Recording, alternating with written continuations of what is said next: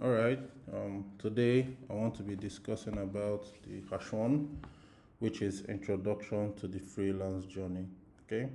So I've been a freelancer now for over 11 years.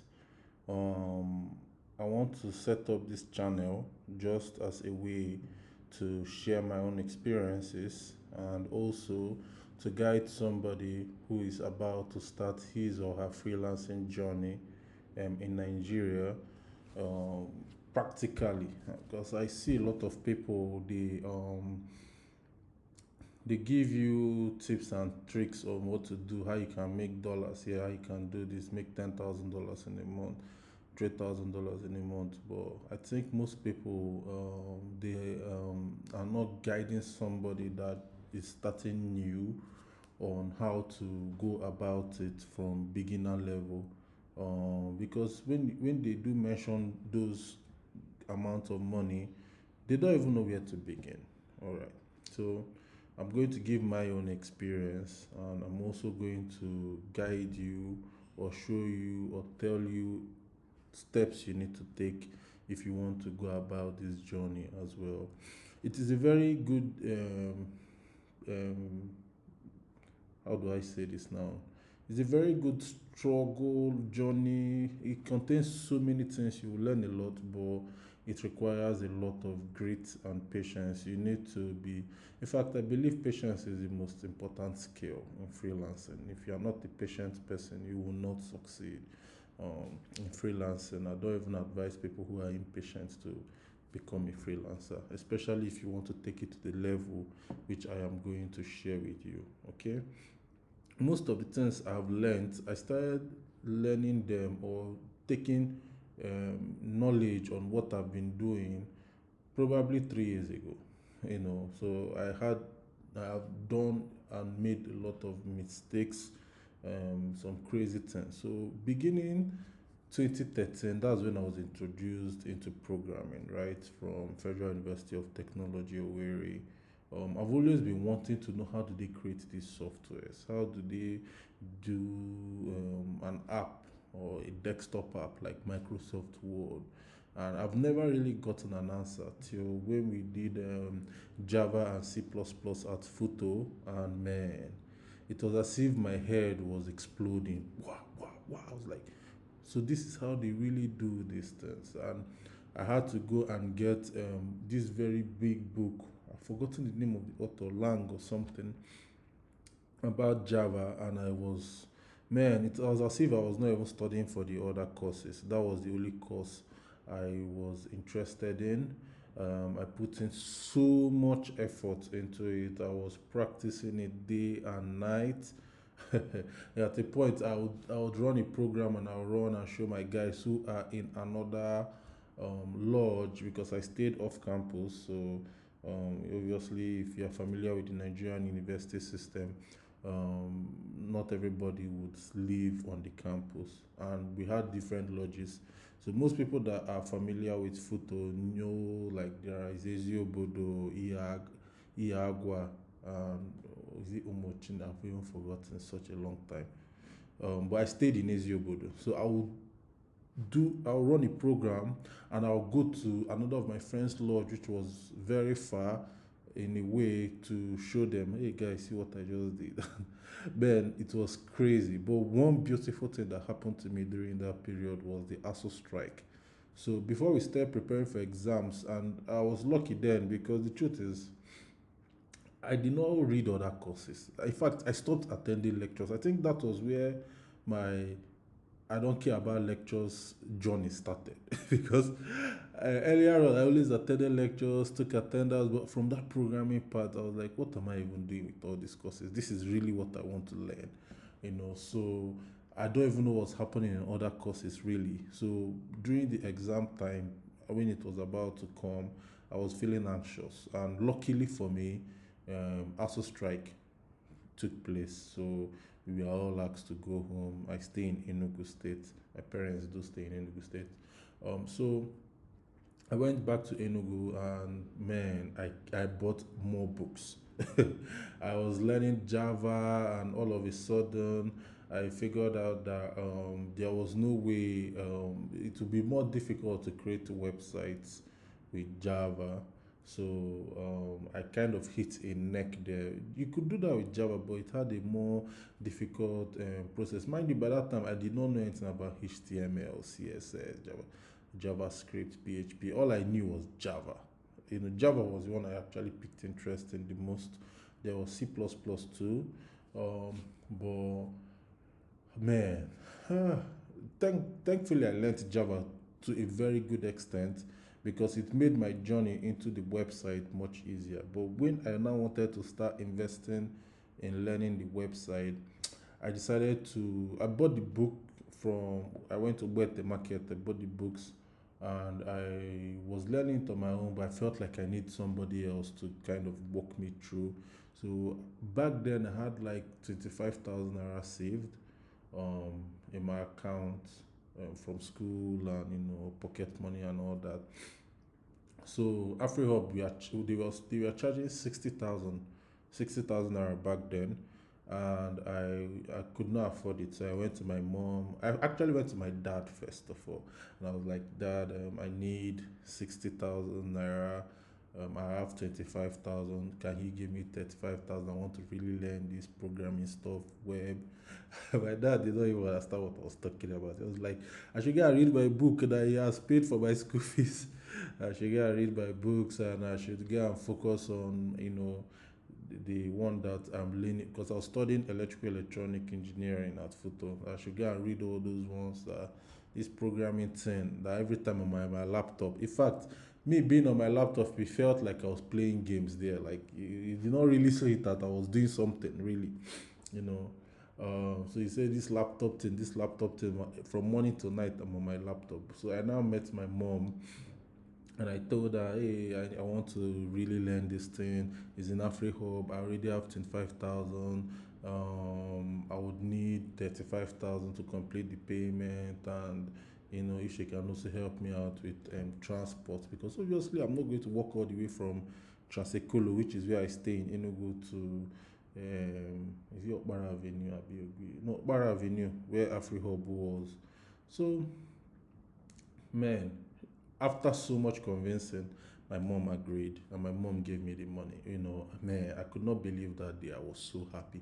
Imagine being so happy to learn. That was when I knew that most times, if people are not happy to go to school, yeah, it's not that they don't have the brains to handle it. It's mostly that they are not interested in what they are teaching. That's just it. Because that day I was so happy, and that was where I met my mentor Kingsley, Eze Kingsley, um, and he introduced me proper into web dev, and I started doing web dev. Mind you, I'd already met some people in school that were doing programming and they were making good money from it.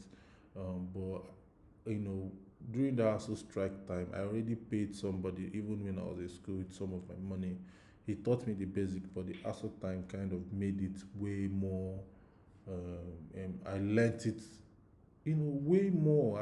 I spent so much more time learning software engineering, and um, my freelance journey did not even start there because back then, to be very frank with you, I actually hated anything freelancing. Maybe I didn't even know what it was to even begin with. But the idea of me now building, writing codes for somebody else, it did not really sit well with me. Okay, I felt like I'm learning to code. So I felt like I'm learning to code so that I would have the ability to develop my own software. So I had a younger sister back then. She always used to disturb me about mathematics. I should help her explain this, that in school she did not understand it. What are the steps, So I just had this idea of like this programming I've been learning since. I've already known how to do Java. I know how to do websites and web applications. Why don't I create a software that would be able to solve these calculations for her and to show the steps step by step, instead of every time she needs my assistance she would come and reach out to me. She would just use the system because back home then we had a desktop. We kind of had like a computer room in the upstate parlor in a way, and if I could do that and put it into that desktop, because that was where we started practicing Mavis Beacon. I don't know if any of you would even know what Mavis Beacon is, but Mavis Beacon was one of the things that because I was introduced into using computer from a very early age. So I started building this software. I started going through her math textbook. Any calculation that is there, I'll integrate it into the software. Any calculation that is there, I'll integrate it in the software. And she was using it, and it was amazing because at this time, I don't really need to have to explain to her what the teacher is saying. It was kind of like a step by step approach. She would just go through it. She would see the step by step, and she understood it. In fact, you will not believe it, but at that time, it felt like I was doing a miracle. It was amazing. I could not believe how beautiful it was. So I took it to one of my closest friends back then who was living in Enugu. His name is Bright. So I showed him the software and I was like, this is what I did for my younger sister, and she's using it and it's amazing. And man, it blew his mind too. He could not believe it. I was like, Nick, so this is what it means that in school, when we go back to school, we can build those calculations in the software, and people can be able to use it in school to perform their calculations and to show them how to do the calculations. And it sparked a big part of my brain. I was like, yeah, that is possible. And man, when I got back to school, when the ASU strike was over, I started working on it.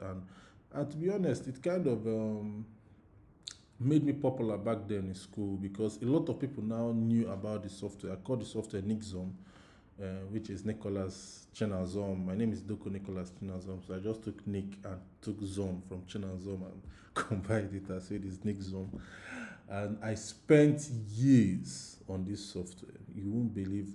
Almost all the time. Right now, the software solves over 80,000 calculations to show you how much energy I spent on it. Um, I tried to sell it like piece by piece using CD. That didn't really work. I tried so many things with this software, a lot.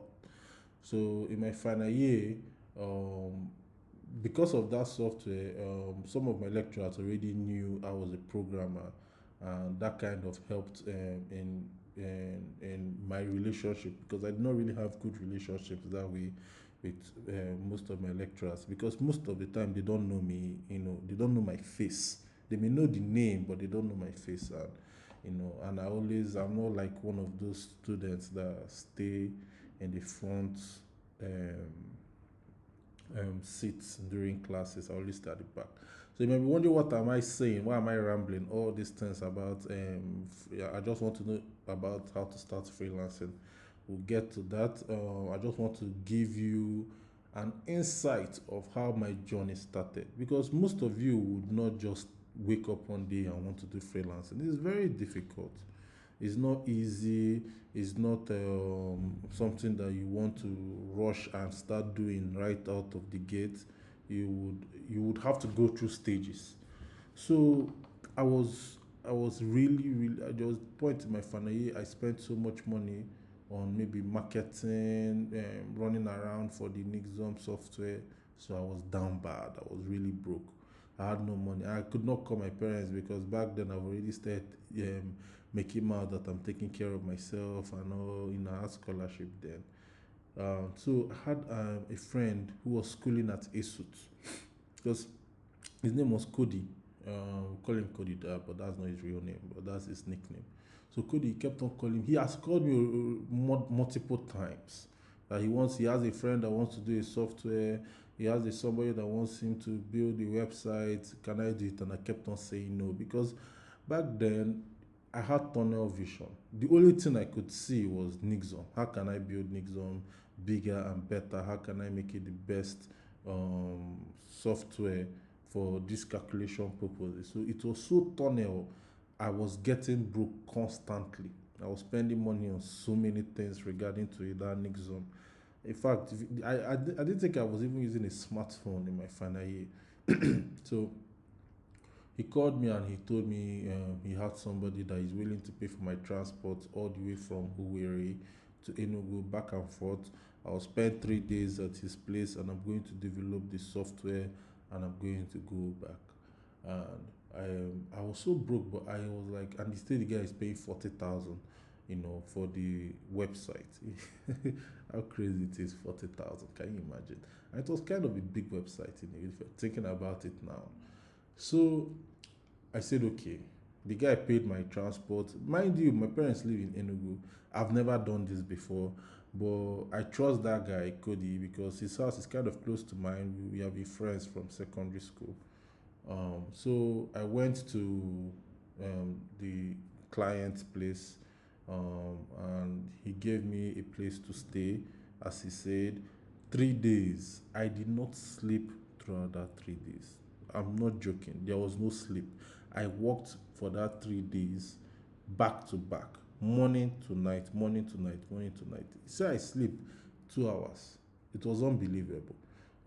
But he brought food and everything, and at the end of the day, I finished the project. Everything was working as how he wanted it to work, and he now paid me and actually paid for the transport back from Enugu to Owerri. And man, that was the first time I had a grasp of people would pay you to develop this thing. But even at that stage, I was not feeling it. I was not feeling like that is the best way for me to spend my time, you know. But you cannot beat hunger. When you're hungry, you would find ways to make sure you're not hungry or totally broke. So I did that, and I was happy to have some money. As a student, 40,000 back then was a big deal. It was really a big deal. So I had a taste of what that freelancing is all about, but I had no idea of what I was entering into. Because when I go back to school at Futo, a few days later on, um, he kept on calling me, Nick, we need to change the color of this. Nick, we need to change the font size of this. Nick, we need to change this. Nick, we need to. It got so bad that I was now getting kind of depressed because I was like, what is wrong? What did I do to myself? Like, simple things like he may tell me the color for the background should be green today. Tomorrow he'll call me and say he has changed his mind, it should be yellow. Or next tomorrow he tell me he wants to add this tiny feature, let me do it. And he kept on obstructing me. So, yeah, it was multiple times. So and then I was naive. What do I know, Kwan? I was like, he paid me for the work. I have to make sure he gets a good job. And I kept on doing those changes, doing those changes. Eventually, they got to a point where I snapped because it was getting ridiculous. Um, but it brought me back to the point of saying no to freelancing because I could not deal with that kind of craziness. It got too crazy, calling in the night, in the morning. At a point you will not even get scared of touching your phone because you will now see a call or a message or something of that nature. But that one was to me my introduction to freelancing. Okay, so if you are trying to enter into the freelance game, here's the number one thing that you should know. Most people that you are going to work with in the beginning are not going to pay you a good amount of money, and that is fine. You need to know that upfront. In fact, you should even know that you are going to be naive. That's the number one thing. They won't pay you well. You are going to be naive. They are going to take advantage of you. They are going to call you for ridiculous requests. Even though I am focused heavily more on the software engineering side, I'm also going to spread out the skill sets. Maybe designers and people that are other project management, that are other field. But tech generally, if you want to enter into the freelance game, it's not a game where in the beginning of your journey you should be expecting peace. It's not peaceful at that stage. You will eventually get to a stage where you feel more at peace. The reason why is simple. you do not have leverage. If you are starting as a freelancer today, which is the whole point of me starting this, I don't know how to call it a podcast because I'm not showing my face. I'm very camera shy. But if you are starting in a beginner level, I want you to not think that you are going to be making a huge sum of money. That money is going to come eventually, but having that mindset, you're going to lose. Forget all those rubbish people are saying online. And you're going to make this and this and this and that. It's very few people that may be lucky to do that. I've never liked a package or a deal or anything that whereby it's just the 1% that makes it. Let's say if your dream now is to become the president of Nigeria, I don't think that's a good dream. But that's me personally, because the dream might drive you to the point whereby you may not see what you have. You may be you may be so blessed in life that if you said my dream is to become president of Nigeria, there can only be one president of Nigeria at a time. So it doesn't make sense. But if your dream is to be in a position where there are other people there, you just need to be above average to stand out. You have something much more to achieve than trying to target something whereby it's only 1% of the entire population, or 0.01 or 0.1% can achieve. So I'm going to only tell you what I believe is the real aspect of this freelancing thing. Um, if you are coming to this place to listen to fairy tales, you make 1 million, you are going to make $10,000 a day, $1,000 a day. This is the wrong place. You are not going to make any of that if you're starting. You are going to make zero. In fact, you make negative, because the money and the effort and the energy you are going to put in, because energy you would spend would never equate the money they will give you in the beginning. But what would equate to that is in the future. You are going to have the ability to earn more in the future if you stick with it. If you decide to do all those things and let's say after 6 months you disappear, you lost.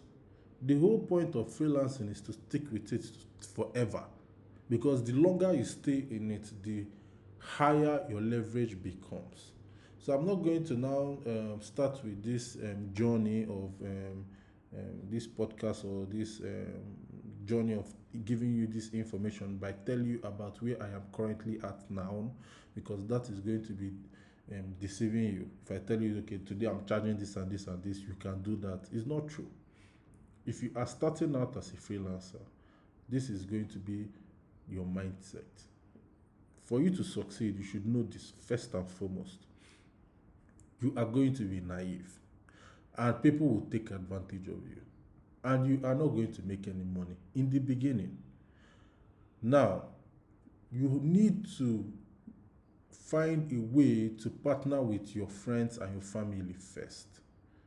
People that would want what you are offering. If you are a web designer, people that want a website from your friends and your family, who can you get? And people, if you are a, let's say, logo designer, who needs a logo from your friends and your family? And they will take advantage of you. It's not a matter of your family wants to take it. They would, because they don't, they know you, and you don't have any past work to show to them. You don't have option. If you are starting out, you really do not have options. If you have options, that is where you can have leverage. So today, for example, it is possible for you, or for you to say, let's say if three people are offering you a deal to work on a project, and one person is saying 3 million, the other person is saying 10 million, the other person is saying 70 million, you would likely reject 3 million and 10 million and go for 70 million, because you have an option. You do have option. But if in 2 months there's only one person offering you 3 million, you would take that 3 million. That is the freelance game for you. Freelancing is about opportunity cost. That is where your money really is. So if you are starting out, this is what you should only take from this particular day one, hash one, whatever I'm going to call this video is, you are not going to make money now. You are going to be naive. People take advantage of you. You might even cry, you know, because you'll be working and you will not be seeing what you're working for. But it pays off if you stick with it. If you are trying to enter into the freelancing game and you are trying to say, I'm not going to be a freelancer anymore after a year or after 2 years, then there is no point to enter into the freelancing game. I would advise you instead use that time to get a job or to enter into a business or to build a software product if you're a software engineer. Because freelancing is more like a lifestyle. It's something that 20 years from now, I will likely be doing it, but just in a different way, in a bigger way, not in the same way I started, obviously. So it has so many grades, so many levels, right? So this is just introduction to the freelance journey. I've given you how I got introduced to it with a lot of pain and suffering. And there are so many other pains and sufferings that I went through, from going to Lagos, staying in Lagos, going out of Lagos, which from time to time I'm going to reveal. But I just want to let you know in this introduction to the freelance journey, you are not going to make money in the beginning. You are going to be taken advantage of. You would also be naive. There are so many things you will not know. There are so many things in this business you will not know that you are supposed to charge for, but you would think you are supposed to do it just because you know maybe you feel like you're supposed to do it. And you should also know that the most important thing to have is your reputation. It's not your name is the most important thing in freelancing. It's not your skill. It's not your software engineer. It's not somebody has given me a project with a lot of money, but the person has not even seen me. Just that he heard that I'm going to deliver on the project. So if you keep your name intact, you put your head down, forget about whether people are going to like how do I explain this now? Don't have the mindset of you don't want somebody to take advantage of you or to use you. It's better you don't have that mindset because it's definitely going to happen in this beginning stage. It's good. It sometimes it even happens to me now, and I've been in this game now for almost since 2013, and sometimes it still does happen to me now. So it's not something that you enter in thinking you are going to become self-employed or you're the master of your time. It doesn't work that way. So I think that should be all for this. I don't want to say too much. Um, there is more episodes that would come out, and I would, from time to time, give you more of my experiences and how you can go about it. So for now, have this in mind. In the next video, we are going to now I'm going to give you more insight on how to arrange your skill set. You know, make sure that you have an adequate skill set as a freelancer. I have been a freelancer now for so long, and I know that what differentiates me from other freelancers is not really about the programming or the coding, since I'm a software engineer. That means nothing. The most important thing that I have seen as a freelancer is communication, which is weird. The moment I began to communicate better with my clients, put myself in the shoes of my client, that was when everything changed for me.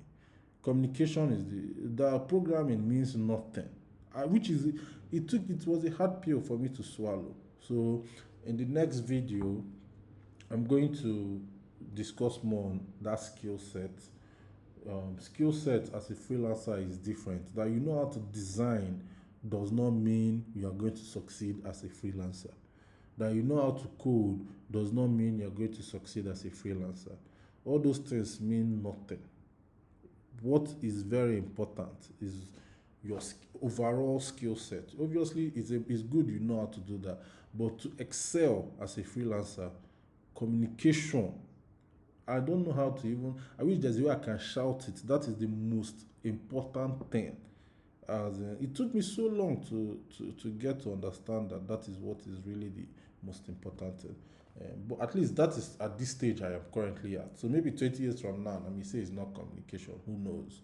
But currently at this stage that I am at, I would vividly say communication is number one.